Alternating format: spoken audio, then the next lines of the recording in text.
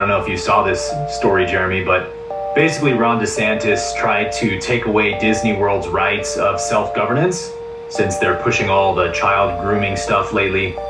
And Disney World came back and was like, not so fast. We only answer to the crown. And this is just almost hilarious if you know what's going on, because they would never ever admit this unless they were forced to in a situation like this. But they basically admitted, like, you don't have jurisdiction over us because we're owned by Britain. So for those of you who are like confused by this, apparently the land that Disney World is on is owned by the crown. And so since like 1960, Disney World has basically been a tax-free sovereign district, you know, exempt from taxes and anything to do with federal statutes. And they basically claim to just be like an apolitical charity. You know, Disney does a lot of charity work so that they can be tax exempt. Then they started pushing all this woke stuff, and so Ron DeSantis was like, all right guys, you want to get involved in politics? Then let's do politics. We're going to take away your tax exempt status in Florida. But then Disney World came back and pulled out this clause from the British Bill of Rights, which is a royal clause that dates back to like 1692.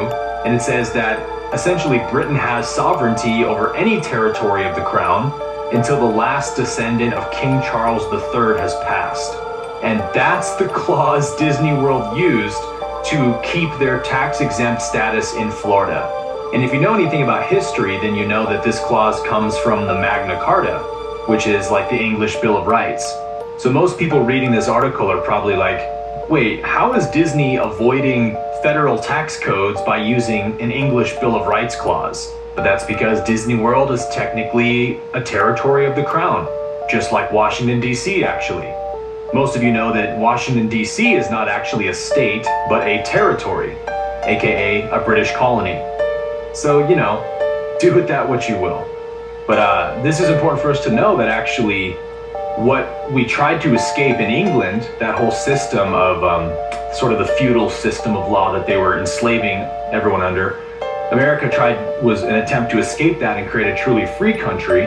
And so what a lot of, you know, alternative independent historians say is that England could have easily stopped this from happening, but they essentially were like, well, let's just give them the illusion of what they want, and technically we'll still control them and we'll still create the same law structure in that country as we have here.